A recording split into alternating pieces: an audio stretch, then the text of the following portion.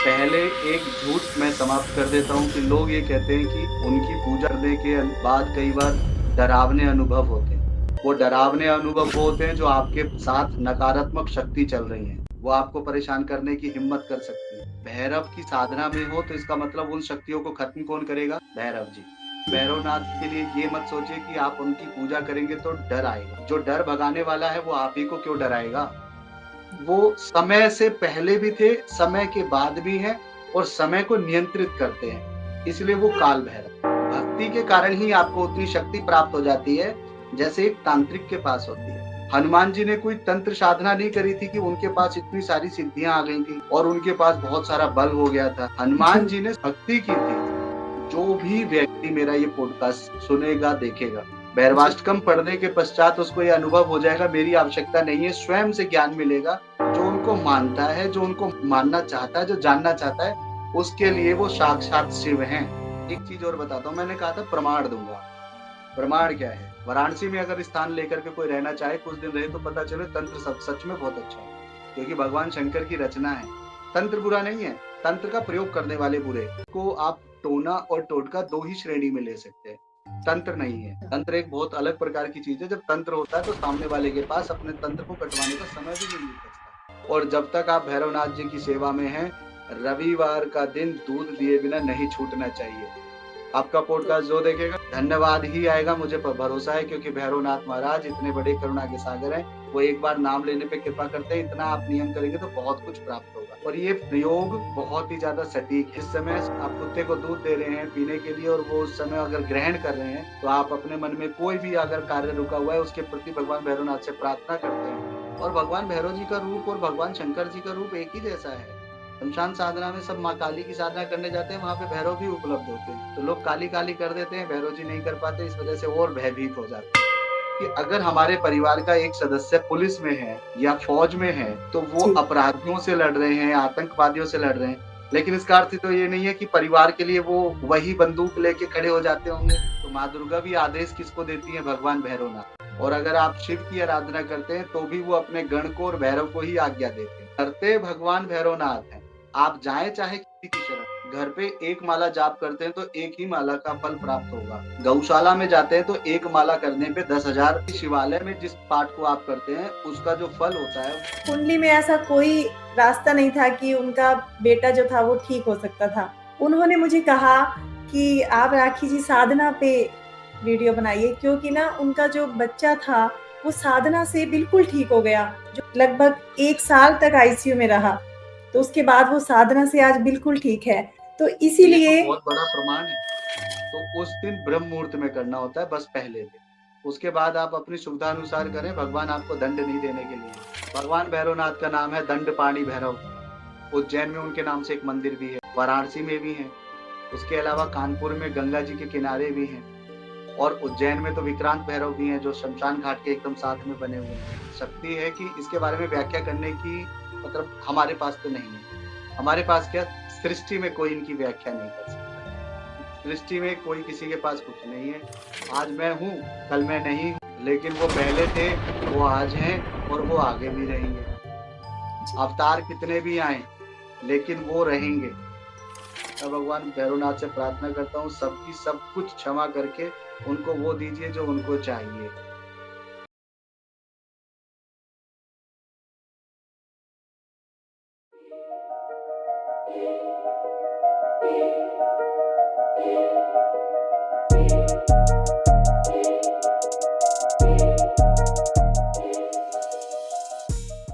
अंधेरे भी वहाँ क्या ठहरे, जहाँ प्रकाश का वास हो, भय भी उसका क्या करे जो भैरव का दास हो। दोस्तों, आज के इस स्पेशल पॉडकास्ट में मैं राखी कृषा आप सबका दिल से स्वागत करती हूँ। आज हम बात कर रहे हैं एक ऐसे भगवान की जिससे अधिकतर लोग डरते हैं, शायद जो उनको जानते नहीं, लेकिन जो उनको जानते हैं, मानते हैं, उनका मानना है कि बाबा जी तो उनको हर भय से दूर करते हैं, उनकी जीवन की सब परेशानियों को दूर कर देते हैं। जी हाँ, हम बात कर रहे हैं बाबा भैरव जी की। हम सबका इतना सामर्थ्य नहीं कि हम भगवान का चुनाव कर सकें। ये भगवान की हम पर कृपा होती है, जो उनके किसी अंश के प्रति हमारा जुड़ाव या आकर्षण हम महसूस करते हैं। और आज मैं अपने आप को भी सौभाग्यशाली मानती हूँ कि आज हमारे साथ बाबा जी के ही ऐसे ही परम साधक हैं, जिन्होंने वर्षों तक उनकी साधना को ना केवल जिया है, बल्कि इस भैरव तत्व को सिद्ध किया है। और ऐसे ही परम साधक होते हैं जो उनका प्रचार करते हैं और हम आम लोग जिनको जानकारी नहीं है, उनके सवालों के जवाब देते हैं। उनके मन की सरलता और बाबा जी की उन पर अपार कृपा, उनके चेहरे की दिव्यता से आप सब भी स्पष्ट देख पाएँगे। तो आइए मिलकर स्वागत करते हैं भैरव जी के परम साधक, वैदिक ज्योतिषाचार्य, पंडित ऋषि राहुल जी का। गुरुजी, आपका हमारे पॉडकास्ट में बहुत-बहुत स्वागत है। बहुत-बहुत स्वागत है। धन्यवाद। जय श्री राम। जय श्री राम गुरुजी। गुरुजी, व्यूअर्स के साथ-साथ मैं भी भैरव जी के बारे में जानने के लिए बहुत उत्सुक हूँ और बड़ा सुखद है कि आज भी लोग आज के समय में जिसको मॉडर्न युग कहेंगे, फिर भी लोग जानना चाहते हैं, साधना के बारे में करना चाहते हैं, बहुत से ऐसे लोग हैं। लेकिन सही रास्ता दिखाने वाले लोग हैं भी और नहीं भी।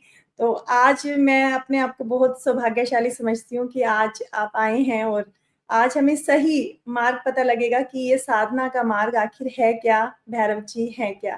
तो गुरुजी मैं इस यात्रा को आरंभ करती हूँ आपके साथ। तो जी, सबसे पहले मैं यही जानना चाहते हैं हम और व्यूअर कि आखिर भैरव जी हैं कौन? मुझे काफ़ी अच्छा लग रहा है कि आपके साथ मेरा पॉडकास्ट हो रहा है और आपने ये विषय चुना है, भगवान श्री भैरवनाथ जी महाराज का। और भगवान भैरवनाथ जी के बारे में बहुत सारी भ्रांतियाँ और भ्रम फैले हुए हैं। कुछ लोग हैं जो उनको एक डरावना देवता मानते हैं, कुछ लोग ऐसे हैं जो उनको विनाश का एक देवता मानते हैं, जी, परंतु ऐसा नहीं है। आपका प्रश्न है कि भैरव है कौन? भगवान शिव के ही एक अवतार हैं भैरव। लेकिन अगर हम भैरव शब्द की एक व्याख्या देखते हैं, जी, तो भैरव का अर्थ ये होता है जो पूरी सृष्टि में व्याप्त है, व्योमातीत है और जो भ्रमण करता है, सृष्टि का ही रमण करता है और अपनी शक्ति ऊर्जाओं और ज्ञान का वो वमन करता है, वो भैरव होता है। इसके अलावा भैरव शब्द की व्याख्या कुछ बड़े आचार्यों ने भी की है पूर्व काल में। उनका जी, मानना ये था, उनका मत ये है कि जो भय से आपकी रक्षा करते हैं, जो आपके समस्त प्रकार के भय खत्म करते हैं, वो भी भैरव है। भैरव का अर्थ ये भी होता है क्योंकि भय जो आता है वो अज्ञानता से आता है। किसी जी, व्यक्ति के अंदर जो भय आता है वो अज्ञानता से आता है और भैरव ज्ञान दे करके ज्ञान के प्रकाश से आपके अंदर के भय को खत्म कर देते हैं, वही भैरव होते हैं। तो भगवान शंकर के ही ये अवतार हैं। ये 2 अलग-अलग अवतार हुए थे कि पहला जो क्रोध के कारण हुआ था वो श्री काल भैरवनाथ महाराज हैं और जो जी। सौम्यता में हुआ था वो श्री वटुक भैरवनाथ महाराज। बहुत आपने सुंदर व्याख्या की भैरव जी की। गुरुजी काल भैरव को समय का स्वामी कहा जाता है, तो इसका क्या रहस्य है? देखिए, काल भैरव जी महाराज को समय का स्वामी इस वजह से कहा जाता है कि काल का अर्थ यानी कि वो समय ही है, इस वजह से उनको काल भैरव को समय का स्वामी कह दिया जाता है। लेकिन जी, भगवान के लिए कि कोई कैसी भी व्याख्या करे, समय का अर्थ ये होता है कि जब काल भैरव भगवान की उत्पत्ति हुई है, तो वो भगवान शंकर के प्रति जब ब्रह्मा जी के 5वें मुँह से अपमानजनक टिप्पणियाँ निकली हैं, अहंकारवश उन्होंने उनके बारे में कुछ विशेष गलत टिप्पणियाँ की हैं, तो भगवान भैरवनाथ जी, जो काल भैरव जी हैं, वो वहाँ पे प्रकट हुए थे और उन्होंने अपने नाखूनों से ही उनका एक सिर काट दिया। तो जी, भगवान भैरवनाथ जी महाराज जो हैं, वो ब्रह्म को भी मृत्यु प्राप्त करा सकते हैं। काल भैरव का अर्थ ये है। तो वो समय से इसलिए परे हैं और समय उनके पास है, नियंत्रित कर सकते हैं वो। इसलिए वो समय के भी देवता हैं, अधिष्ठात्र देवता हैं वो। संयमता के, समय के और मृत्यु पे विजय प्राप्त करने के लिए भैरव ही हैं। माता सती के अलग-अलग शरीर के खंड जब जहाँ-जहाँ गिरे थे, वहाँ पे शक्तिपीठ स्थापित हुए हैं। तो उन जी, शक्ति पीठों पर भगवान शंकर ने अपना ही एक अंश अर्थात भैरव रूप में वहाँ पे एक स्थापित किया हुआ है। तो समस्त 51 शक्ति पीठों पे भैरव हैं। तो वो क्या करते हैं? वो रक्षण करते हैं। क्षेत्रपाल के वो पूरे क्षेत्रपाल हैं, उस क्षेत्र के मालिक हो जाते हैं। तो वो समय से पहले भी थे, समय के बाद भी हैं और समय को नियंत्रित करते हैं, इसलिए वो काल भैरव। जी, बहुत बढ़िया गुरुजी। गुरुजी अक्सर जो हमने देखा है या हम सुनते हैं या दिखाते हैं उनकी जो रूप दिखाते हैं वो बड़ा रौद्र रूप दिखाया जाता है। एक और भी मिथ है या क्या है कि भैरव बाबा जी की साधना हर किसी को नहीं करनी चाहिए, इसको तांत्रिक कर सकते हैं। इसके पीछे क्या सच्चाई है? क्या आम इंसान नहीं कर सकता उनकी साधना? नहीं, नहीं, साधना अलग हो जाता है। साधना कर सकते हैं, कोई भी कर सकते हैं, परंतु गुरु के सानिध्य में करनी चाहिए। साधना अलग हो जाती है, भक्ति आप कर सकते हैं और जब आप भक्ति के मार्ग पे बहुत ज़्यादा आगे चले जाते हैं, तो वो आप स्वयं से ही साधक हो जाते हैं। भक्ति के कारण ही आपको उतनी शक्ति प्राप्त हो जाती है, जैसे एक तांत्रिक के पास होती है। लेकिन गुरु के सानिध्य में रह के भगवान भैरवनाथ की जो विशेष साधना की जाती है, इस वजह से वहाँ पे गुरु का रहना आवश्यक है। साधना कोई भी कर सकता है लेकिन अकेले नहीं, बिना गुरु मार्गदर्शन के नहीं करनी चाहिए। और तांत्रिक करते हैं तो तांत्रिकों के लिए क्या है कि अगर किसी तांत्रिक का किसी माता रानी की सेवा करनी है, जैसे तारा माता की करते हैं, कुछ काली माता की करते हैं या तंत्र के किसी भी देवता के लिए वो करते हैं, तो फिर भी भैरव वहाँ पे मुख्य है। जी। तत्व वो ज्ञान जो तंत्र का है वो भैरव ही देते हैं, सिद्ध भी भैरव ही कराते हैं। तो इसलिए भैरव हमेशा ज़रूरी होते हैं। तो भैरव जी, डरावने नहीं हैं, भैरव बहुत सौम्य हैं, बहुत सुंदर हैं और करुणा के सागर हैं। लेकिन अगर आप उनकी एक साधना करना चाहते हैं, साधक बन कर के, तब एक जी, अलग मार्ग होता है और अगर आप सिर्फ़ भक्ति करके उनकी कृपा प्राप्त करना चाहते हैं, तो वो एक अलग मार्ग हो जाता है। भगवान श्री राम भी शक्तिशाली हैं, भगवान शिव भी सब कुछ हैं, भगवान हनुमान स्वामी भी सब कुछ हैं, माँ दुर्गा भी स्वयं सब कुछ है, जिन्होंने बहुत बड़े-बड़े राक्षसों का वध किया था। लेकिन जी। सबकी भक्ति ही की जाती है, भक्ति करने के बाद ही सब कुछ प्राप्त होता है। हनुमान जी ने कोई तंत्र साधना नहीं करी थी कि उनके पास इतनी सारी सिद्धियाँ आ गई थी और उनके पास बहुत सारा बल हो गया था। जी। हनुमान जी ने भक्ति की थी। भक्ति के उदाहरण दिए थे कि भक्ति से भी आपके पास भगवान वो समस्त शक्तियाँ देते हैं, जो तंत्र से भी नहीं आ सकती। क्या बात है। जी, गुरुजी। गुरुजी बहुत लोग ये पूछते हैं कि भैरव साधना कठिन है। मतलब एक आम गृहस्थ में रहने वाले हम लोग भी क्या भैरव की उपासना या साधना कर सकते हैं? बिल्कुल कर सकते हैं, एक साधारण मंत्र होता है, उसको लेके आप भगवान के प्रति समर्पित भाव से, अपनी श्रद्धा और भाव से और थोड़े बहुत जो नियम होते हैं, उन नियमों के अनुसार अगर करते हैं, तो गृहस्थ में भी कोई समस्या नहीं है। भगवान भैरवनाथ भी तो गृहस्थ हैं, भगवान भैरवनाथ के साथ भैरवी रहती हैं। तो भगवान भैरवनाथ बटुक भैरव जी को लीजिए आप, तो सौम्यता वहाँ पे भी है। काल भैरव ऐसे तो भैरव जी के 8 अलग रूप हो जाते हैं, जो विशेष मुख्यतः रूप हैं। लेकिन आपका भाव क्या है, आप किस वजह से पूजा कर रहे हैं, वो देवता हैं, उनको सब पता है। तो गृहस्थ होने के बाद भी आप भगवान भैरवनाथ की पूजा कर सकते हैं, भक्ति कर सकते हैं और एक प्रकार की वो साधना ही हो जाती है, जब आप निरंतर उस पे चलते चले जाते हैं और भैरव जी की विशेष कृपा प्राप्त होती है। क्या आप हमें भैरव जी के जो आठों आप रूप बता रहे हैं, उसके बारे में बता सकते हैं? भगवान भैरवनाथ जी के जो अलग-अलग रूप बने हैं, तो वो अलग रूप असितांग भैरव, रूरू भैरव, चंड भैरव, भीष्म जी, भैरव, कपाल भैरव, क्रोध भैरव, उन्मत्त भैरव, संहार भैरव, ये अलग-अलग रूप हैं। संहार भैरव को ही काल भैरव समझा जाता है और ये समस्त जितने भी रूप मैंने बताए हैं, ये समस्त रूप 4 भुजाधारी होते हैं, चतुर्भुजी होते हैं।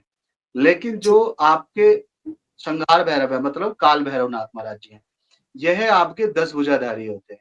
नियंत्रण सभी के साथ इन्हीं का रहता है और किसी भी भैरवनाथ महाराज जी का जो रंग है या वो वर्ण है, वो काले रंग का भी नहीं है। ये 8 भैरव जो मैंने बताए हैं, जी, सफेद, पीला, सुनहरा, गहरा नीला या एक हल्का नीला जो आसमानी कलर होता है, इस प्रकार जी, का है और काल भैरवनाथ महाराज तो बिजली का जो सुनहरा रंग होता है, जिसमें सफेद और पीले रंग का मिश्रण रंग जैसा बनता है, इस प्रकार का रंग बनता है। भैरवाष्टकम अगर आप पढ़ते हैं, तो भैरवाष्टकम में भी भगवान श्री भैरवनाथ जी की स्तोत्र की रचना जो की गई है, समस्त देवताओं को प्रसन्न करने के लिए वहाँ पर स्तोत्र की रचना की जाती है। मंत्र जी, एक अलग प्रकार की शक्ति प्रदान करता है, लेकिन स्तोत्र एक ऐसी शक्ति होती है, जिसको कोई भी पढ़ सकता है, उसमें कोई नियम नहीं है और देवता सबसे ज्यादा स्तोत्र से ही रीझते हैं। तो भैरवाष्टकम की अगर कोई पढ़ता है तो भैरवाष्टकम के अंदर भी लिखा हुआ है कि भगवान श्री भैरवनाथ जी का जो वर्ण है वो स्वर्ण वर्ण है, स्वर्ण वर्ण है। उसके पहले ही पे लिखा हुआ है, जैसे वो है देवराज सेव्यमान पावनाग्रि पंकजम, मतलब जिनके जो चरण है वो कमल समान है।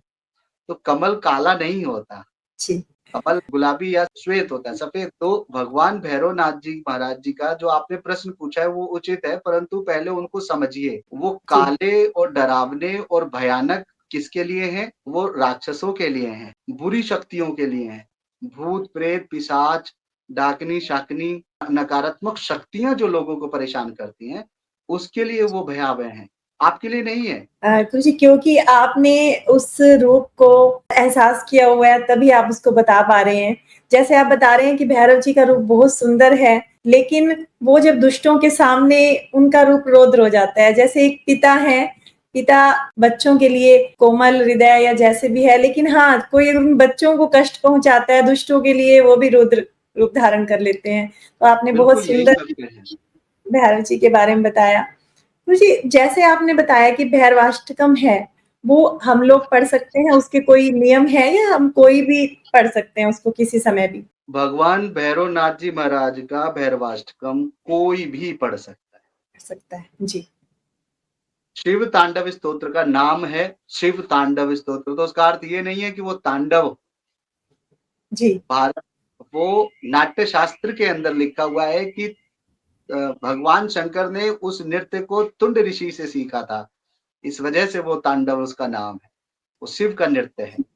लेकिन वो स्तोत्र जो बताया गया है उसमें भगवान शंकर के समस्त प्रकार की लीलाएं बताई गई हैं कि कैसे माता पार्वती के साथ उनका विवाह होता है, कैसे वो क्या करते हैं। उसमें अच्छा बुरा उग्र सौम्य सब कुछ है। और काल भैरवनाथ महाराज जी के लिए अगर आप उनका भैरवाष्टकम पढ़ते हैं तो जी, संस्कृत में पढ़ने के बाद या संस्कृत में सुनने के बाद कोशिश करें, गूगल पे भी आजकल सब कुछ उपलब्ध है, आप जी, उसका अर्थ समझेंगे तो आप, जो भी व्यक्ति मेरा ये पॉडकास्ट सुनेगा देखेगा, जी, भैरवाष्टकम पढ़ने के पश्चात उसको ये अनुभव हो जाएगा मेरी आवश्यकता नहीं है, स्वयं से ज्ञान मिलेगा कि भैरवाष्टकम कोई भी पढ़ सकता है और वो सौम्यता भरा है। जी, भैरवनाथ महाराज बिल्कुल डरावने नहीं है। हाँ, वो बैठते ही वहां पे हैं, उनका काम ही ऐसा है जहाँ पे खतरा है, अर्थात जैसे शमशान, जी, शमशान हो गया। लेकिन शमशान से आप और हम डरते हैं। क्यों डरते हैं? जी, क्योंकि हमें ज्ञान नहीं है। जबकि शमशान मृत्यु का असली सत्यता भरा जो ज्ञान देने का स्थान है वो शमशान घाट है। जी, वहाँ पे शांति है, वहाँ पे सत्यता है। शमशान में 1 घंटे समय बीत जाता है, किसी परिवारजन के लिए जानकारी के व्यक्ति की मृत्यु होती है, उसमें हम जाते हैं शव यात्रा में, तो वहाँ 15 मिनट, 20 मिनट, आधा 1 घंटे जो बैठते हैं ना, तो वहाँ पे हमारे पास अपने आप ज्ञान आता है कि अटल सत्य मृत्यु है, सब कुछ यहीं रह जाता है और भगवान से ही मिलन होता है। आत्मबोध होता है, आत्मज्ञान होता है, आत्म शुद्धि होती है, उसके बाद आत्म सिद्धि होती है। तो अब आप ये बताइए कि अगर हमारे परिवार का एक सदस्य पुलिस में है या फौज में है, तो वो जी, अपराधियों से लड़ रहे हैं, आतंकवादियों से लड़ रहे हैं। लेकिन इसका अर्थ तो ये नहीं है कि परिवार के लिए वो वही बंदूक लेके खड़े हो जाते होंगे। वहाँ तो जी, सौम्यता है ना। रहता है। उनका उग्र रूप, भगवान भैरवनाथ का उग्र रूप किसके लिए है? नकारात्मक शक्तियों के लिए, नकारात्मक चीज़ों के लिए। जो उनको मानता है, जो उनको मानना चाहता है, जो जानना चाहता है, उसके लिए वो साक्षात शिव हैं। जी, संयम, नियम, यम सबके जो अधिष्ठात्र देवता हैं, जो संरक्षक हैं, वो सिर्फ भैरवनाथ महाराज, और कोई जी। नहीं है। तुलसी जैसे आप वैदिक ज्योतिषाचार्य हैं, कई जो ज्योतिष हैं वो उपाय बताते हैं कि आप भैरव जी के आगे ये रखाइए, लड्डू रखाइए, कुछ उपाय बताते हैं। तो क्या भैरव जी का संबंध किसी ग्रह से है, राहु, केतु या शनि से भी है? देखिए, ऐसा होता है कि शनि देव हो गए या राहु हो गए या केतु हो गए, अब ये जो जी, ग्रह हैं ये कहीं न कहीं मृत्यु के भ्रम के विलंबता, शनि काम होते हैं, उनमें विलंब पैदा करते हैं। और राहु और केतु इनका काम क्या है? भ्रम पैदा करना, भ्रमित कर देना। राहु की जी, वजह से इंसान की जो सोच होती है कई बार वो निकृष्ट हो जाती है, अर्थात थोड़ी गलत अवधारणा भी आ जाती है। राहु के कारण आपराधिक कृत्य में भी लोग फँस जाते हैं। तो भैरव जी तो इन चीज़ों को ठीक कर सकते हैं, क्योंकि भैरव क्या करते हैं? भैरव भैरव महाराज जी आपको आगे लेके जाते हैं, गतिशीलता देते हैं। भैरव महाराज आपकी निर्णय शक्ति को एकदम स्पष्ट करते हैं, आपकी आत्म चेतना जागृत होती है। आत्म चेतना जागृत होती है तो आपकी निर्णय सिंधु के मतलब निर्णय सिंधु एक किताब का नाम है। तो जी, निर्णय सिंधु निर्णय लेने का सागर मतलब आपकी बुद्धि चेतना इतनी जागृत हो जाती है कि आप निर्णय लेने के लिए आपके पास कोई समस्या नहीं है। जब भैरव जी की कृपा है, तो शनि, राहु, केतु आपके पास कोई नहीं है। जी, किसी की कोई विपरीत दशा नहीं है। और मेरे पास जो कुंडली दिखाने आते हैं, मैं उनको उपाय तो बता देता हूँ, लेकिन उपाय से ज़्यादा शक्ति हमेशा भैरव जी की, भगवान शंकर की या माता रानी की आप उपासना करेंगे, पूजा जी, करेंगे, भक्ति करेंगे, तो आप वहीं से ही तर जाते हैं। राहु की दशा में, केतु की दशा में कई बार आपने सुना होगा बहुत सारे लोगों को माता दुर्गा की सेवा करने के लिए बोला जाता है। ये राहु केतु का निवारण तो माँ दुर्गा के साथ है। जी, या फिर ये बिल्कुल। कह देते हैं कि राहु केतु का निवारण जो है वो आपका भगवान भोलेनाथ के साथ है। हुँ, बस 2 ही बताए जाते हैं सबसे ज़्यादा। जी, आप इसके अर्थ को समझिए, बोलने वाला बता देता है लेकिन उसका अर्थ समझिए। माँ दुर्गा जब सेवा करेंगे, तो माँ दुर्गा भी आदेश किसको देती हैं? भगवान भैरवनाथ को। वहाँ भी उनके जी, साथ भैरव है। और अगर आप शिव की आराधना करते हैं, तो भी वो अपने गण को और भैरव को ही आज्ञा देते हैं। हाँ, कह देते हैं। जी, करते भगवान भैरवनाथ हैं। आप जाएँ चाहे किसी की शरण में।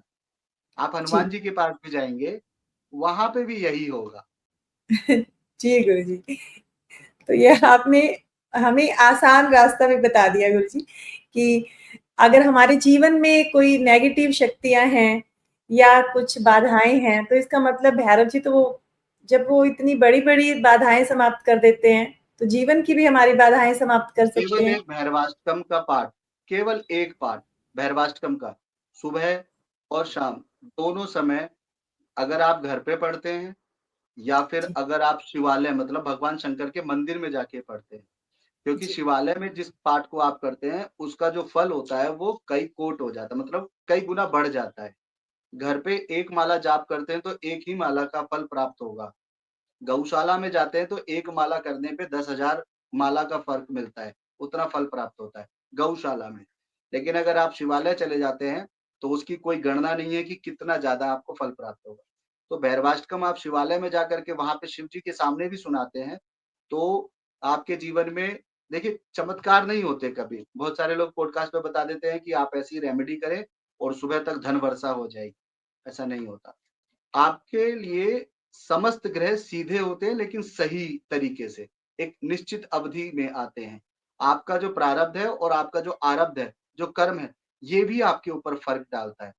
केवल ऐसा नहीं है कि आज मैंने भैरवाष्टकम पढ़ दिया तो रात को जैसे ही पाठ करा और शनिदेव, राहु, केतु सब भाग गए, ऐसा नहीं होगा।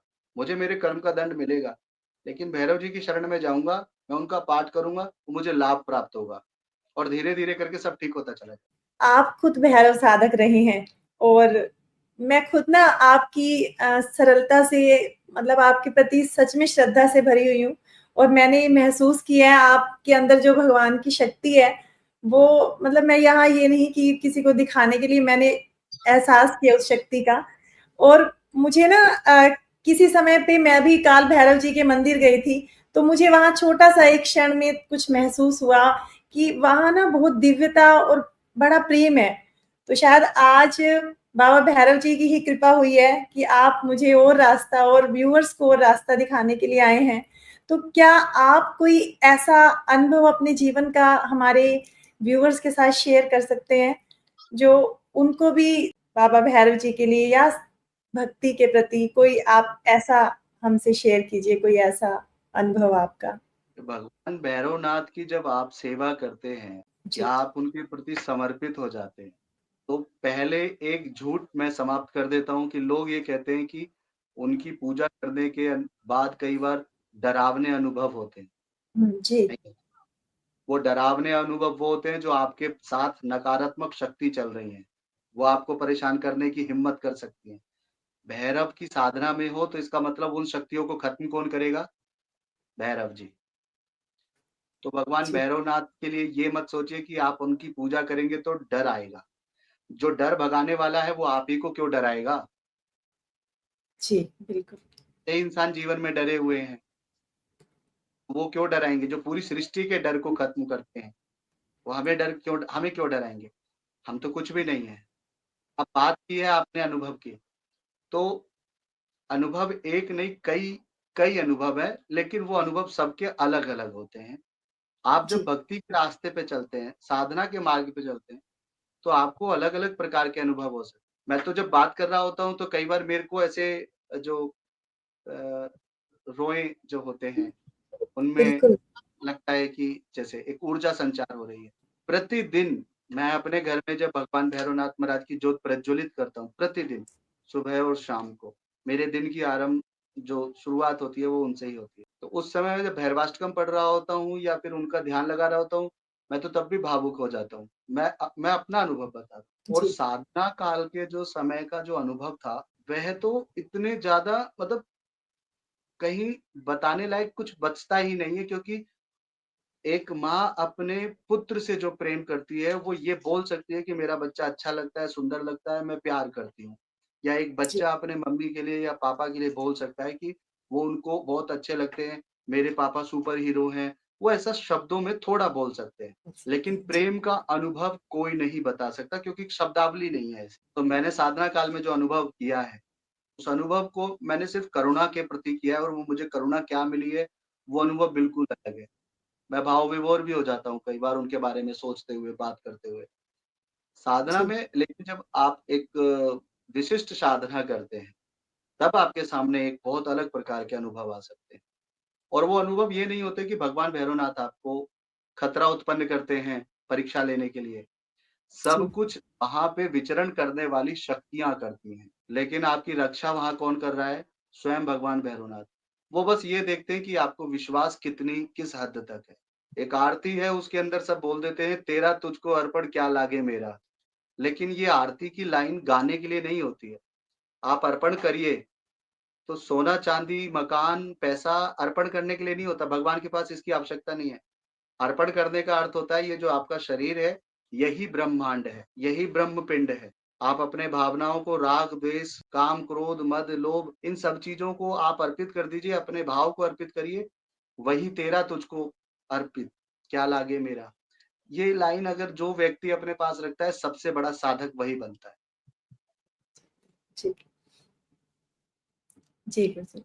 उसी जैसे आपने बताया कि कुछ नकारात्मक शक्तियाँ होती हैं जब आप भक्ति करनी शुरू करते हैं, तो वो किस रूप में परीक्षा हमें महसूस होती है? अगर मान लो कि बाबा जी परीक्षा ले रहे हैं कि ये मेरे दिल से भक्ति करता है या लगातार करता रहेगा, तो वो परीक्षाएँ किस तरह की हो सकती हैं? क्या सबकी अलग-अलग होती हैं?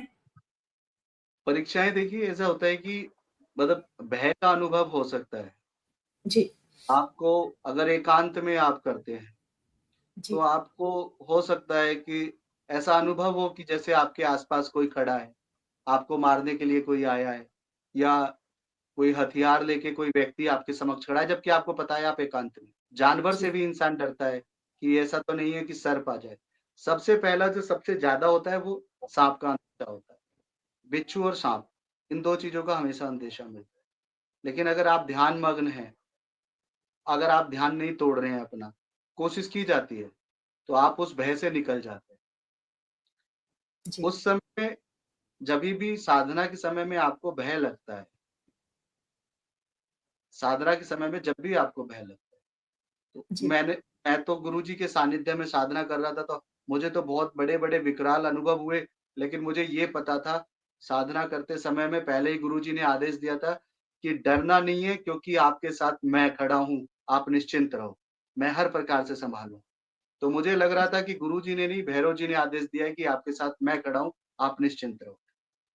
वो जी, साधना के लिए एक विशेष दिन होता है, एक विशेष नक्षत्र होता है, एक मुहूर्त होता है और एक विशेष स्थान भी होता है।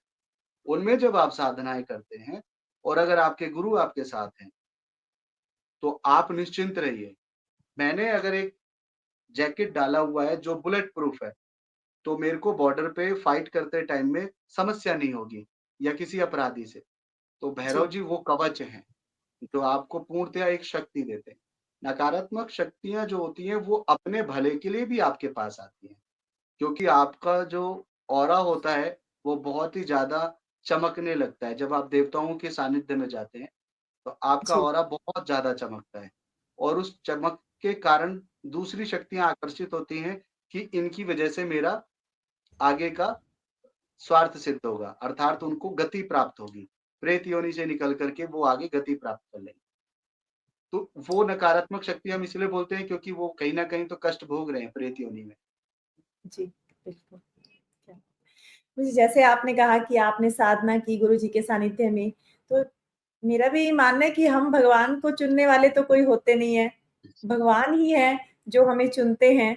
तो आपको जैसे बाबा भैरव जी ने चुना साधना के लिए, तो मैं चाहती हूँ कि जो भी व्यूअर्स देख रहे हैं क्योंकि जो ये पॉडकास्ट देखेंगे, उन पर कुछ कृपा होगी बाबा जी की तभी क्योंकि मैं यही मानती हूँ कि भगवान ही आपको चुनते हैं। तभी आपका उनके प्रति जो है प्रेम या जैसे पहले हम किताबें पढ़ा करते थे, तो आजकल के समय में हम यूट्यूब पे सर्च कर लेते हैं कि बाबा भैरव कौन है, उनके बारे में जानने की कोशिश करते हैं। तो अगर हमारे कुछ व्यूअर्स जो हैं, बाबा भैरव जी की भक्ति करना चाहें, जैसे आपने कहा भैरवाष्टक पढ़ सकते हैं, क्योंकि सब लोग गुरु के सानिध्य में साधना नहीं कर सकते। तो अगर वो भक्ति करते हैं, नॉर्मल भक्ति करते हैं, भैरवाष्टकम पढ़ते हैं, तो भी उनको क्या इस तरह के अनुभव प्राप्त होंगे? क्योंकि अब आपके साथ गुरुजी हैं, हो सकता है किसी के साथ गुरु ना हो, तो वो किसी के लिए कई बार वो सहन करनी चीज़ें भी मुश्किल हो जाती हैं एक आम इंसान के लिए, वो तो डर ही जाता है। हम लोग तो डर ही जाएँगे अकेले होंगे तो।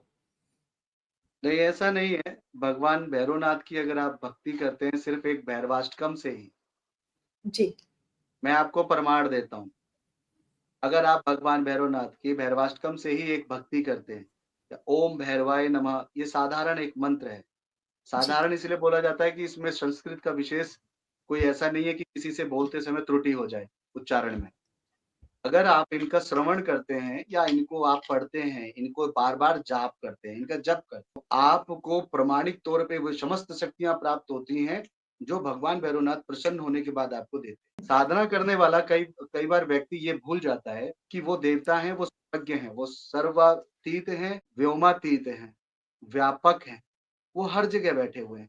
तो वो हमारे मन के अंदर की और दिल के अंदर के द्वेषता को भी समझते हैं। जी, फल प्राप्त ना होने का कारण कई बार हमारी अपनी भावनाएँ होती हैं, या वो अहंकार हो सकता है, या हमारे बदले की भावना हो सकती है। गुरु का सानिध्य एक ठीक है, बहुत सारे लोगों को गुरु नहीं प्राप्त होते, लेकिन अगर आप भगवान भैरवनाथ जी की पूजा करते समय ये सोचते हैं कि जब तक मेरे गुरु नहीं हैं, तब तक मेरे गुरु आप हैं, तो वो स्वयं आपको किसी न किसी गुरु से मिलवा देते हैं। जो आपका मार्गदर्शन करता है। इसके अलावा एक चीज़ और बताता हूँ, मैंने कहा था प्रमाण दूँगा। प्रमाण क्या है? भक्ति का सबसे बड़ा प्रमाण भगवान श्री तुलसीदास जी महाराज जी का देखिए, भगवान ने उनको प्रमाण दिया। वे राम नाम जपते थे, लेकिन उनके साथ उनकी सुरक्षा में कौन खड़े थे? हनुमान जी स्वयं। उन्होंने जी। हनुमान चालीसा की रचना की, उन्होंने हुँ, हनुमान चालीसा के अलावा बजरंग बाण की रचना की, उन्होंने हनुमान साठिका की रचना की है, बंदी मोचन जिसे कहते हैं हनुमान बंदी मोचन। उन्होंने हनुमान जी, बाहु की रचना करी है, उसके अलावा उन्होंने बहुत सारी रचनाएँ की। वो तो कलयुग में थे, तुलसीदास जी उन्होंने कलयुग में रचना करी है, उनको साक्षात सब कुछ प्राप्त हुआ है। उसके अलावा मीरा जी की कथा आपने अच्छी तरह सुनी है, जी। उन्होंने भगवान श्री कृष्ण के प्रति समर्पण भाव से भक्ति तो की थी, उन्होंने कोई तांत्रिक तंत्र क्रिया तो की नहीं थी, लेकिन उनके लिए जहर भी अमृत हो गया। तो भक्ति जो होती है, उसी में शक्ति होती है। आज के दौर में, आधुनिक समय में जो पीढ़ी इस पॉडकास्ट को देख रही है या गूगल पे देख रहे हैं, वो सिर्फ भ्रमित हो चुके हैं। जो चीज़ आपको आसानी से उपलब्ध हो जाती है, हम उसकी मान-सम्मान नहीं करते, जो बहुत आसानी से उपलब्ध हो जाता है। बिल्कुल। कष्ट क जी, कष्ट प्राप्त करके करते हैं तो हो जाता है। अब जितने भी शास्त्र हैं, ग्रंथ हैं, उसमें भगवान भैरवनाथ रूप के जो रूप लिखे हुए हैं, तो उसमें क्या रूप लिखा हुआ है, उनका भयावह रूप लिखा हुआ है, तो अब लोगों के लिए लग गया कि ये भयावह हैं, अर्थात ये बहुत ज़्यादा खतरनाक है, इनके अंदर बहुत शक्ति है। अब एक बात बताइए कि शंकर भगवान के 2 विवाह हुए हैं, माँ पार्वती से हुए हैं, माँ सती से हुआ है उनका। और जी, दोनों ही शादियों में वो अलग रूप लेके हैं, कहीं तो वो भूत बन के गए हैं, भूतों के राजा बन के गए हैं, कहीं पे जी, बहुत ही ज़्यादा सुंदर बन के गए हैं। शंकर भगवान तो एक ही हैं, महादेव एक हैं। ऐसे ही भैरवनाथ महाराज, आप उनको जिस भाव में देखेंगे आपके समक्ष वो वैसे ही खड़े हैं। प्रमाण है, जी। अगर आप भक्ति करते हैं, भक्ति करने के पश्चात आपको भैरवनाथ महाराज की वो समस्त शक्तियाँ प्राप्त होंगी, जो शायद आपको चेट की साधना में भी प्राप्त नहीं हो सकती। सब साधना साधना, चेट की साधना, वेणीगण साधना, ये जी, मैं आज पहली बार इनका नाम ले रहा हूँ, मैंने कभी नाम नहीं लिया है, लेकिन इन साधनाओं को करने के पश्चात जो शक्ति प्राप्त होती है, जो बहुत ही ज़्यादा कठिन है, इन शक्तियों को आप केवल भक्ति से ही प्राप्त कर लेंगे। उग्र तो उनका रूप है, हम उग्र हो जाते हैं। मेरे हाथ जी, में माला है, मैं माला का जाप कर रहा हूँ, सूर्य ग्रहण लगा है, चंद्र ग्रहण लगा हुआ है, लेकिन मेरे मन का भाव हो रहा है कि जल्दी से जल्दी मेरी इतनी मालाएँ पूरी हो जाएँ, तो मुझे शक्ति प्राप्त हो जाए। ऐसा नहीं होता है। आपको भैया उन पे ध्यान देना होता है, समर्पण चाहिए होता है। जी, भगवान बिल्कुल। भैरवनाथ के जो गर्भाष्टकम की बात हुई थी, तो उसमें जो श्लोक है, भवाब्दिपार तारकम भानुकोटि भास्वरम, भानुकोटि भास्वरम मतलब जिनका रूप, भानु मतलब सूर्य, कोटि मतलब करोड़ों। अरे जिनके रूप की तेजता करोड़ों सूर्य से भी ज़्यादा है और जो आपको तारकम परम अर्थात ये मोह माया के जाल से जो पार लगा देते हैं, वो भगवान भैरवनाथ महाराज को काशिका पुरादिनाथ काल भैरवम भजे। मैं काशिका पुरादिनाथ के मतलब काशिकापुर की काशी विश्वनाथ नगरी जो है, इसके जो आदिनाथ हैं, मैं इनका नाम भजता हूँ। मतलब भैरवाष्टकम का अर्थ मैं आपको बता रहा हूँ। भैरवाष्टकम जी, का अगर अर्थ पढ़ते हैं तो आपको गुरु सानिध्य की आवश्यकता पड़ती है हमेशा जीवन भर। आज आप जी, टेक्निकल किसी भी एजुकेशन को लेते हैं तो वहाँ पे आपको पढ़ाने वाले टीचर मिलेंगे। फिर जब आप उसका प्रैक्टिकल सीखते हैं तब आपको एक टीचर चाहिए होता है। तो गुरु आपको हर क्षेत्र में मिलता है, हर क्षेत्र में चाहिए होता है, उससे आपकी दक्षता बढ़ती है, आपको उसकी निपुणता आती है। भगवान हनुमान स्वामी को बहुत ही छोटी उम्र में बाल्यकाल में देवताओं ने समस्त प्रकार की शक्तियाँ दे दी थी। जब उनके हथौड़ी पे चोट लगी थी इंद्र के वज्र की, तो उसके जी, बाद वो जब अचेत हो गए थे, तो भगवान पवन देव महाराज ने समस्त विश्व की सृष्टि की प्राण वायु खत्म कर दी। तो सभी प्राणी जीव जितने थे वो तड़प के मर रहे थे। तो उनको प्रसन्न करने के लिए ब्रह्मा जी समस्त देवताओं के साथ उनके समक्ष आए और उन्होंने उनके पुत्र को मतलब हनुमान स्वामी को अचेत अवस्था से फिर से चेतना जागृत की और उनको बहुत सारे उनको वरदान दिए। तो उनको समस्त प्रकार का ज्ञान उनको तभी पता चल गया था। इसलिए हनुमान स्वामी क्या है ज्ञानिनाम ग्रगण्यम मतलब जो ज्ञानियों में सबसे अग्रणी हैं। उसके बाद भी माता अंजना ने उनको आदेश दिया था कि अब आप गुरु को बनाने के लिए गुरु के द्वारा इस शक्तियों को संयमता पूर्वक प्रयोग करने के लिए भगवान श्री सूर्यदेव के पास जाएँ, क्योंकि आपके गुरु वही बन सकते हैं। तो आपके पास आज भी भैरवनाथ महाराज की विशेष कृपा प्राप्त हो जाती है, आप विशेष साधक बन जाते हैं, फिर भी आपको गुरु की आवश्यकता पड़ती है। जी, बहुत सारे लोग गुरु दूसरे बनाते हैं ना, वो क्यों बनाते हैं? क्योंकि उनको मोक्ष प्राप्त करना है। तांत्रिक के गुरु की बात नहीं कर रहा मैं, आपके जी, वैदिक शास्त्रिक गुरु जो होते हैं। लेते हैं ना जी, बहुत सारे हमारे पूर्वजों में, हमारे बड़ों ने, मेरी जी, दादी, जी, मेरे माता-पिता जी, गुरु मंत्र हाँ, लेते हैं और वो उसका संध्या समय में उनका गुरु वंदन करते हैं। सभी लेते हैं, पूरे हरियाणा में भी ये लिया हुआ है, भारतवर्ष के दूसरे कोनों में भी लिया है। बहुत बड़े-बड़े गुरु हैं जो टीवी पे आते हैं, उनके समस्त शिष्य बने हुए हैं। गुरु फिर भी चाहिए, आपकी भक्ति में शक्ति होनी चाहिए। कलयुग है, हम लोग ना पहले फ़ायदे की पहले सोचते हैं सब, कि फ़ायदा क्या होगा? कहीं न कहीं थोड़े स्वार्थी तो सभी हैं। अब हमें लगता है कि अगर हम भैरव जी की साधना करते हैं, जैसे शुरू-शुरू में बच्चे को कुछ सिखाने के लिए ना थोड़ा-सा लालच दिया जाता है, वैसे आप भी हमें थोड़ा बताइए कि अगर हम भैरव साधना करते हैं, उनकी पूजा करते हैं, तो उनकी कृपा हमें किस रूप में मिल सकती है? हमें क्या उनकी कृपा कैसे प्राप्त हो सकती है? ये बताइए आप फल हमें। प्राप्ति का सबसे बड़ा प्रमाण ये होता है कि आपके जीवन में जो कष्ट है, वो हर जी, लेते हैं, खत्म सही कह कर रहे हैं। देते हैं। आप गतिशील हो जाते हैं। इंसान के पास आज के समय में कष्ट के बारे में क्या है? हर व्यक्ति पूछता है कि मेरे पास धन कब आएगा? बिल्कुल, विवाह के लिए भी एक बार लोग रुक जाते हैं, लेकिन धन के लिए नहीं रुकते। समस्याएँ वहाँ ठीक होती चली जाती हैं। परिवार के अंदर कलह हो रहा है किसी के, सुबह सुबह कलेश हो रहा है, शाम को कलेश हो रहा है, रात्रि में खाना नहीं बन पाता। परिवार के 4 सदस्य हैं, चारों अलग-अलग रह रहे हैं, 4 के 4 व्यक्तियों की बातें अलग हैं। घर में संतान के प्रति भी दोष पड़ा हुआ है, संतान नहीं है या फिर कन्याओं की अधिकता ज़्यादा है, पितरों की शांति नहीं हो पा रही है या कुल देवी-देवताओं की शांति नहीं हो पा रही है। वो ये कहते हैं कि मेरे पास ऐसे आते हैं तो कहते हैं कि जी हमारे तो पता ही नहीं है हमारे कुल देवी-देवता कौन है। तो जैसे गोत्र सप्तऋषियों के माध्यम से बने हैं, ऐसे कुल देवी-देवता तो यही हैं जो बड़े देवता हैं। जी, स्थानीय देवता जिनके शांत तो नहीं होते, स्थानीय देवताओं की जो पूजा करते हैं, तो उन देवताओं को भी शांति प्राप्त होती है। आपके घर में जब सकारात्मकता आने लगती है, आपकी बुद्धि में सकारात्मकता आने लगती है, आपके अंदर ठहराव आ जाता है, मन के अंदर आई हुई उग्रता या फिर चंचलता, ये शांत हो जाती है। आपकी सोचने समझने की शक्ति में अपने आप परिवर्तन आता है। ये एक वो कृपा है जिनके लक्षणों को आपको देखना पड़ेगा। छोटा-सा एक उदाहरण बताता हूँ, ये चिकित्सा से संबंधित है कि जब किसी व्यक्ति को कोई समस्या शरीर में होती है, तो उसको क्या होता है कि उसको बुखार आ जाता है, वो फ़ीवर आता है। तो लोग समझ जाते हैं कि भई फ़ीवर आया है तो हम जबकि फ़ीवर क्या है? फ़ीवर आपकी बीमारी नहीं है, फ़ीवर एक प्रोटेक्शन मैकेनिज़्म है जो बॉडी का मतलब आपको वो इंडिकेट कर रहा है कि बॉडी में कुछ प्रॉब्लम हो चुकी है, तापमान बढ़ रहा है उसका। तो उस प्रकार के कार्य करने पड़ते हैं, दवाई लेने के लिए डॉक्टर के पास जाना पड़ता है। तो ऐसे ही लक्षण हमारे जीवन में होते हैं और ऐसे ही लक्षण भगवान भैरवनाथ की साधना करने के पश्चात मिलते हैं कि जब उनकी कृपा प्राप्त होने लग जाती है। अरे! वो उल्टा नाम लेने पे भी प्रसन्न होते हैं। आप ओम नमः शिवाय करते हैं, मृत्युंजय रुद्राय नीलकंठाय शंभवे अमृतेशाय सर्वाय महादेवाय ते नमो नमः। यह वैदिक संजीवनी मंत्र है, लेकिन इसका भी जाप भगवान भैरवनाथ करते हैं।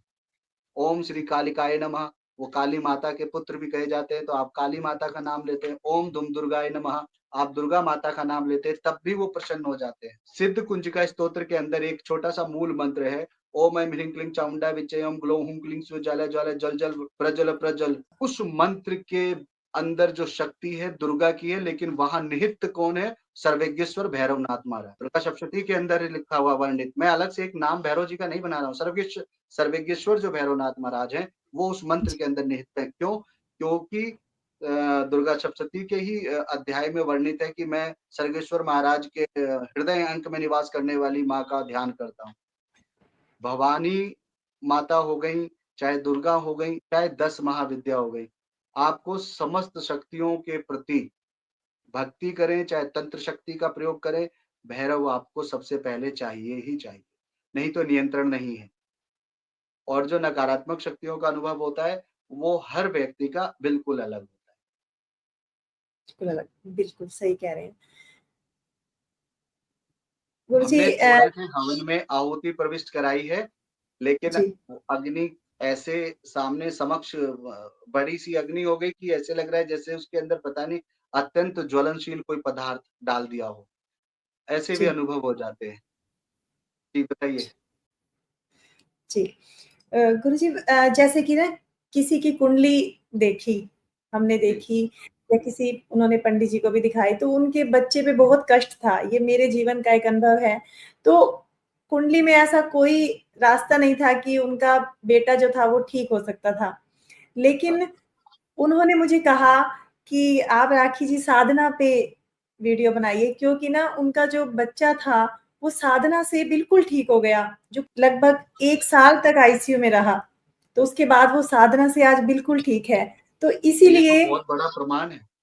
जी, मुझे ये मेरे जीवन का और उन उनका अनुभव था और उन्होंने मुझे भी प्रेरित किया और मैं कब से चाह रही थी कि मैं साधना पर कुछ करूँ क्योंकि बहुत से लोग ऐसे हैं जिनके कुंडली में दुर्भाग्य है या हमारे कर्मों की वजह से जो भी कुंडली में ग्रह आए हैं, तो साधना से उनसे मुक्ति पा सकते हैं। मुझे ऐसे ही महसूस हुआ कि हम पा सकते हैं, हमारे व्यूवर पा सकते हैं, उसका रास्ता आप हमें दिखा रहे हैं।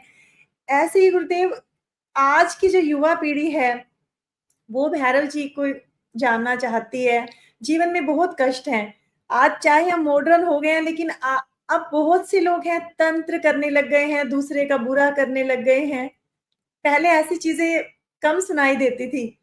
अब जो है नकारात्मक शक्तियाँ ज़्यादा प्रभाव डालती हैं, असर डालती हैं और मुझे लगता है कि अच्छे लोगों पर ज़्यादा डालती हैं। उसके लिए हम हमारी युवा पीढ़ी क्या करे गुरुदेव कि उनके कुंडली के दोष भी खत्म हो जाएँ, उन पे तंत्र है या कोई नकारात्मक शक्ति है, वो भी ठीक हो जाए, साधना के माध्यम से या भक्ति के माध्यम से।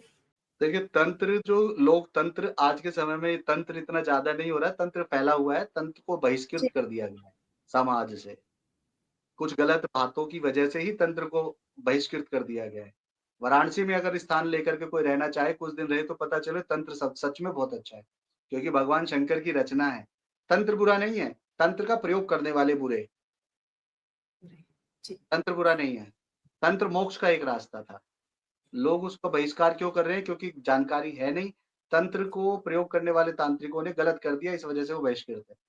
अब आपने मेरे से पूछा है कि आज के समय में नकारात्मक शक्तियों का प्रभाव कैसे है? तो उसके ज़िम्मेदार हम स्वयं हैं। जी, हमने जानने की कोशिश नहीं करी कि हमारे पितृ, हमने जानने की कोशिश नहीं करी हमारे इष्ट देवता, हमने जानने की कोशिश नहीं करी है हमारे कुल देवता या कुल हुँ, देवी। उनकी किसी की हम साधना करते नहीं, किसी को हम पूजते नहीं है।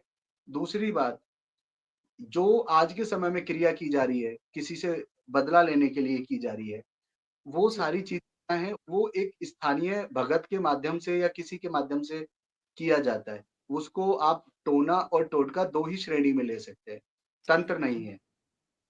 अच्छा, तंत्र एक बहुत अलग प्रकार की चीज़ है, जब तंत्र होता है तो सामने वाले के पास अपने तंत्र को कटवाने का समय भी नहीं बचता, बहुत कम समय बचता है। भगवान ने ही जब चिट्ठी नहीं बनाई होती है तभी आदमी बचता है, नहीं तो तंत्र के माध्यम से जल्दी बचाव नहीं होता है। अगर किसी सही व्यक्ति ने तंत्र कर दिया है तो। क्योंकि वहाँ सबको पता है कि कोई ना कोई मिल जाएगा तो समय बच जाएगा और काट हो जाती है, ठीक है? अब बात कहाँ आती है कि ये भूत-प्रेत पकड़ लेते हैं, दूसरी चीज़ें आ जाती हैं किसी के साथ। ग्रहों के कारण भी आप भूत-प्रेत की परेशानियों से ग्रसित हो सकते हैं। तो आप भगवान भैरवनाथ की साधना के लिए मैं एक आपको एक छोटी-सी चीज़ बताता हूँ कि जी, आपको जो व्यक्ति आरंभ करना चाहता है, जी, जो भी व्यक्ति आरंभ करना चाहता है, अभी मार्गशीर्ष का महीना जो है नवंबर में 12 तारीख को मार्गशीर्ष कृष्ण पक्ष की अष्टमी लगेगी, वो भगवान श्री काल भैरवनाथ महाराज की जयंती है। तो उस अच्छा, दिन से आरंभ कर लें और अगर कोई व्यक्ति का ये समय निकल जाता है और रह जी, जाता है, तो जी, किसी भी माह की कृष्ण पक्ष बोल रहा हूँ मैं। जो जी, कुछ कृष्ण पक्ष, हिंदी भाषा में बहुत सारे कहते हैं कि जी ये अंधेरा पक्ष है और ये उजाला पक्ष है। तो ज्यादा पक्ष, अंधेरा पक्ष, ठीक है? जी, कृष्ण पक्ष की अष्टमी और चतुर्दशी से भगवान भैरवनाथ की पूजा आरंभ कर सकता है। पूजा के लिए कोई विशेष नहीं है, आप मंत्र नहीं पढ़ सकते, तंत्र के प्रति आपको जानकारी नहीं है लेकिन आपका लगाव है, तो आप भगवान जी, भैरवनाथ का काल भैरवाष्टकम सुनना आरंभ करें, केवल सुनें। आपके घर में भी चलता है तो बहुत है। मैंने सुनने के लिए क्यों बोला है? सुनने के लिए इसलिए बोला है कि जो ध्वनि होती है, वो मंत्र की ध्वनि से जो तरंगे प्रवाहित होती हैं, उन तरंगों से ही आपके घर की सारी समस्याएँ खत्म हो जाती हैं। और अगर संभव है, तो ओम भैरवाय नमः इसी मंत्र को आप निरंतर जपते चले जाएँ। आरंभ करने का समय वही रहेगा, कृष्ण पक्ष की अष्टमी और कृष्ण पक्ष की ही चतुर्दशी। अगर आपको किसी दिन शनिवार को या रविवार को अष्टमी मिल जाती है, तो आप समझिए कि भगवान भैरवनाथ चाहते थे कि आप सेवा करना चाह रहे हैं। जी, उस दिन आरंभ कर लीजिए मतलब स्मृति में आ जाता है कि अच्छा आज अष्टमी भी है और शनिवार भी है, आप करिए।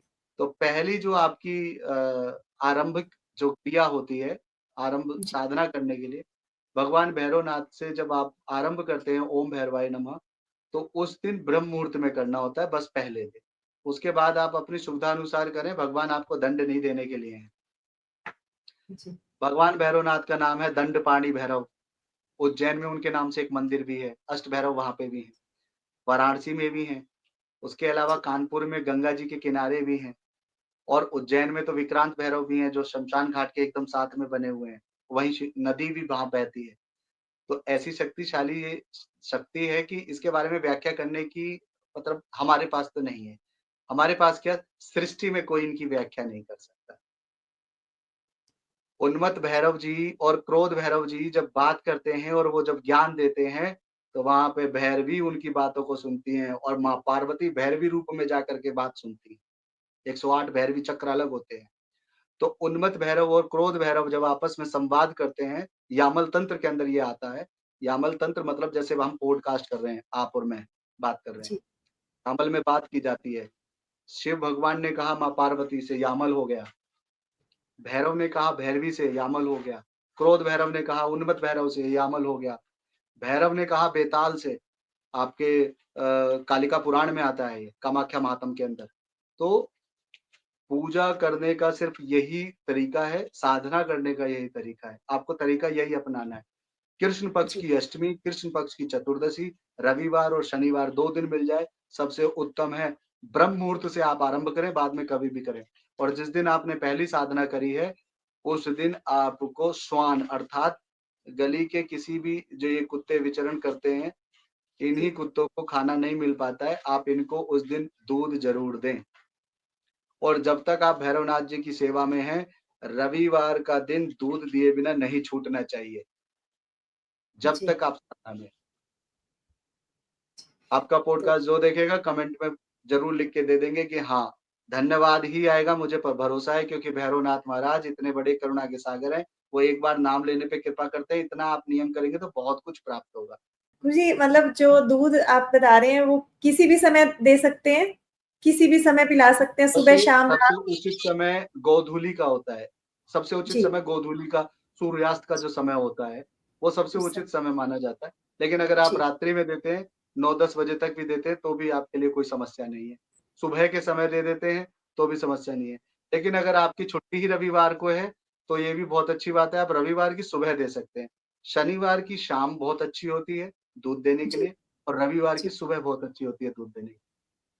संभव है तो उसमें मिश्री का 1 दाना डाल दीजिए, ज़्यादा मीठा देने की आवश्यकता नहीं होती, जी, क्योंकि वो फिर स्वान के लिए ही समस्या कारक होता है। मतलब जी, आप किसी को भले के लिए देना चाहते हैं, लेकिन वो कहीं नुकसान ना दे, मीठा नहीं देना चाहिए, तो 1 मिश्री दे सकते हैं, भगवान भैरवनाथ के नाम से। और ये प्रयोग बहुत ही ज़्यादा सटीक है। जिस समय आप कुत्ते को दूध दे रहे हैं पीने के लिए और वो उस समय अगर ग्रहण कर रहे हैं, तो आप अपने मन में कोई भी अगर कार्य रुका हुआ है, उसके प्रति भगवान भैरवनाथ से प्रार्थना करते हैं, उसको दूध पीते हुए देखते हुए, भगवान भैरवनाथ उस समय ज़रूर सुनते हैं। कोई जी, समय रह गया, नहीं सुन पाए, कोई बात नहीं, लेकिन अब ज़रूर सुनेंगे।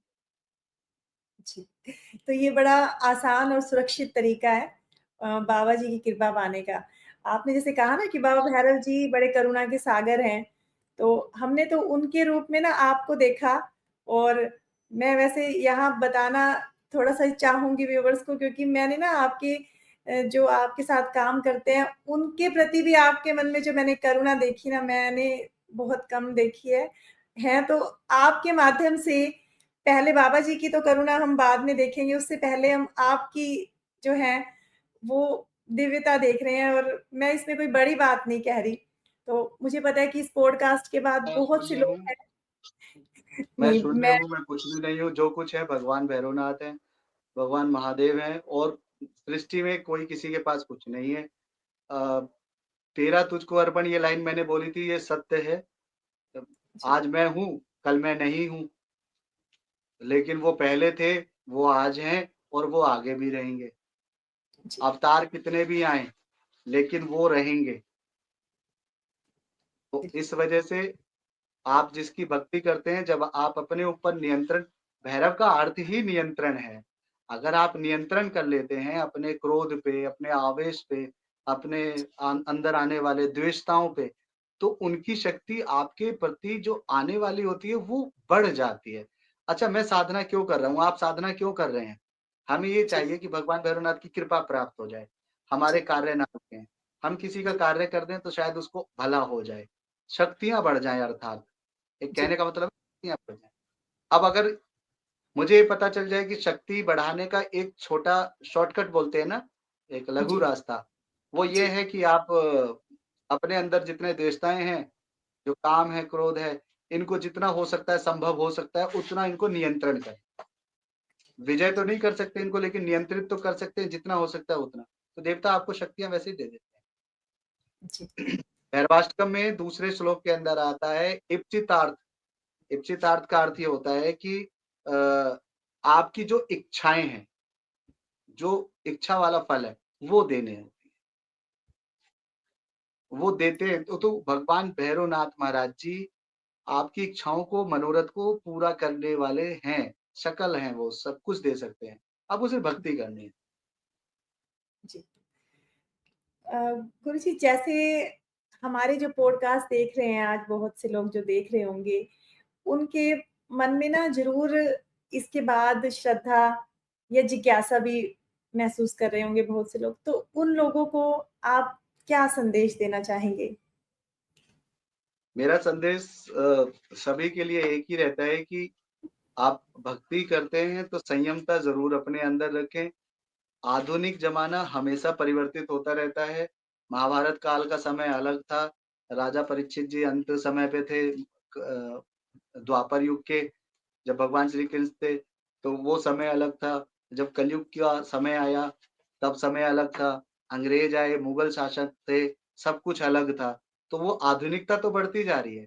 जिस आधुनिकता के ऊपर आज हम गर्व करते हैं, 10 वर्ष पश्चात ये बिल्कुल और ज़्यादा अलग हो जाएगी।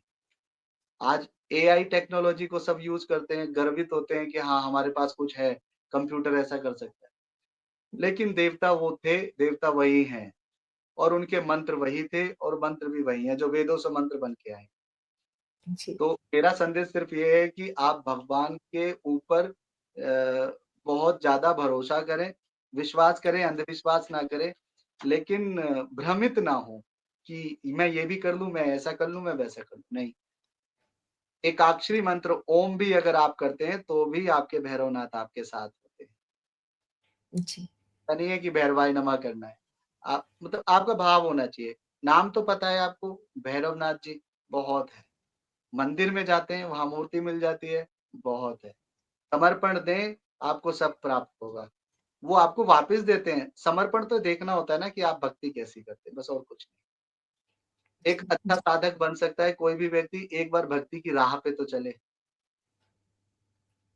समय लगता है, लेकिन होता ज़रूर है। जी, बहुत बढ़िया। गुरुजी आज जो हमने पॉडकास्ट किया था वो अ, भैरव जी पे ही किया था मुख्यतः। लेकिन ना आप क्योंकि मैं खुद प्रत्यक्ष प्रमाण हूँ कि आपने कुछ चीज़ बताई थी वो तो चलो एक निजी अनुभव है मेरा, तो उससे बहुत अच्छा प्रभाव पड़ा जीवन पे किसी के। तो आप ऐसे ही कुछ 1-2 हमारे व्यूअर्स को उपाय बता सकते हैं जिससे उनके जीवन में आने वाली परेशानियाँ खत्म हो जाएँ या जो कुछ बुरे लोग उन पर कुछ ऐसा कुछ हमारे व्यूअर्स को भी बता दीजिए कि सभी का ही अच्छा हो जाए। बस मेरा पॉडकास्ट का भी उद्देश्य यही है कि अच्छे-अच्छे लोग ईश्वर की कृपा से यहाँ आएँ और जब तक जीवन है बस अच्छा करते जाएँ और उनकी कृपा हो भी रही है देखिए, आ भी रहे हैं सब बहुत अच्छे-अच्छे लोग। तो बस व्यूअर्स का अच्छा हो जाए सबका, बस आप कुछ ऐसा चीज़ बताइए। देखिए, अगर केवल आप मंत्र जाप करते हैं, जी, तो भी आपकी समस्याएँ समाप्त हैं। अगर आप केवल भैरवाष्टकम पढ़ते या सुनते हैं, तब भी आपकी समस्याएँ ठीक हो। मेरा मानना ये है कि नकारात्मक शक्तियों से लोग परेशान ज़्यादा हैं, किसी के किए कराए से ज़्यादा परेशान हैं। घर के अंदर नकारात्मक शक्तियों का प्रवाह ज़्यादा है, लेकिन लोग कहते हैं कि शायद वास्तु खराब है। तो जी, मेरा मानना ये है कि आप एक ऐसा कवच आवरण स्थापित करें, जिसकी वजह से आपके पास कोई समस्या आए ही ना। चाहे वो ग्रह की समस्या हो, चाहे जी, किसी की बनाई हुई समस्या हो। मतलब बिल्कुल। वांछित-अवांछित वाला चक्कर नहीं रहता है वहाँ पे। तो भगवान श्री भैरवनाथ जी महाराज का भैरवाष्टकम पढ़ना नहीं है किसी को, तो वो सुने सिर्फ, यूट्यूब जी, पे उपलब्ध रहता है, वो सुन लेते हैं। और अगर फिर भी उपलब्धता की वजह से, समय की वजह से नहीं सुन पाते क्योंकि वो 8 से 10 मिनट का है और एक विशेष दिन उपाय करना चाहते हैं, तो भगवान भैरवनाथ महाराज को गुलाब के फूल या गुलाब के इत्र बहुत पसंद है। जी, आप गुलाब के फूल और गुलाब या तो गुलाब के फूल या गुलाब के इत्र और एक जो होती है आपकी इमरती होती है, जी, इमरती जो मैं बनती है वो दाल से बनाई जाती है। सिर्फ़ जी, आपको इमरती का भोग लगाना है, एक सिंगल इमरती ले लीजिए, कोई ज़रूरत नहीं है 1-2 किलो, सवा किलो की। जी, उनको उनको खाना नहीं है, वो तो आपके भाव के लिए बैठे हैं। आप जी, इमरती का एक छोटा-सा टुकड़ा भी सुनाते हैं, बहुत है। या आप अपने घर के अंदर उपलब्ध उड़द की दाल के बड़े जो होते हैं, 1-2 बड़े बना लीजिए, बहुत है। आप उनको जी, वो शनिवार को चढ़ाएँ और गुलाब के फूल उसके साथ चढ़ाएँ और जो भी आपकी कामना है, उसके लिए आप ज़रूर आगे भगवान भैरवनाथ जी से प्रार्थना करें। आपका काम बनता चला जाएगा। सुरक्षा भी इसी से होगी, कार्य भी इसी से सिद्ध होगा। सिर्फ़ एक जी, ही काम करना है आपको। गुलाब अर्पित किया जाता है, फूल जो है वो ज़रूर होता है या इत्र दिया जाता है। लेकिन प्रसाद में देने के लिए आपके पास वही है, या तो इमरती दीजिए या फिर बड़े। जिनके पास नहीं होता वो बड़े बना लीजिए, नहीं तो इमरती खरीदें और आप दीजिए। सबसे अच्छा इमरती होता है, नंबर 1 का काम होता है। जी। तो इमरती खिला दें बाबा जी को और जीवन में भी ऐसे ही मिठास आ जाएगी सबके। जी, बाबा जी तो क्या आप उनको चढ़ाएँ उस तत्पश्चात उसको स्वयं ग्रहण करें, ग्रहण प्रसाद करें। हाँ, वो सब उन्हीं के हाथ में है जो कुछ भी है। दिगंबर हैं वो, जिन्होंने अंबर को भी अपने कपड़ों की तरह धारण किया है, वो आपकी तरह और हमारी तरह नहीं है, दिगंबर हैं। जी, इप्सितार्थ फलदायकम अर्थात क्या है कि आपका इच्छित फल देने वाले हैं। त्रिलोचनम मतलब 3 नेत्र वाले हैं। कमल नयनम वो भी हैं, कमल के समान नयन उनके भी हैं। तो और भूत नायकम भूत प्रेत नायकम मतलब मैं भैरवाष्टकम की बात कर रहा हूँ। वो वहाँ पे उनको निर्णय दे देते हैं, वो उनके नायक हैं, वो जी। उनके नायक हैं। और भगवान भैरव जी का रूप और भगवान शंकर जी का रूप एक ही जैसा है। तो श्मशान में शंकर बैठे हैं या भैरव बैठे हैं, आपके लिए सब वही हैं। आप उनको देख सकते हैं। श्मशान साधना में सब माँ काली की साधना करने जाते हैं, वहाँ पे भैरव भी उपलब्ध होते हैं। तो लोग काली-काली कर देते हैं, भैरव जी नहीं कर पाते, इस वजह से और भयभीत हो जाते हैं। जी। जी, गुरुदेव। गुरुदेव, आज आपने बहुत हमें जो छिपे हुए ज्ञान होते हैं, वो सब तक आना भी सौभाग्य की बात होती है और आपके मुख से आज हमने बहुत ज्ञान लिया और बहुत आनंद आया और आज का दिन सार्थक हुआ और जितने भी लोग मेरे हमारे पॉडकास्ट को देख रहे होंगे, उनको भी मुझे पता है कि उनके जीवन में भी ना इस पॉडकास्ट के बाद कुछ प्रकाश ज़रूर आएगा और उनके जीवन की मुश्किलें हल ज़रूर होंगी। बस हम यही करें कि हम भी अपने जो कर्म है अच्छे करें और आप इसी तरह हमारे पॉडकास्ट में आते रहिए और दोबारा से फिर आपका समय लेंगे साधना पर ही।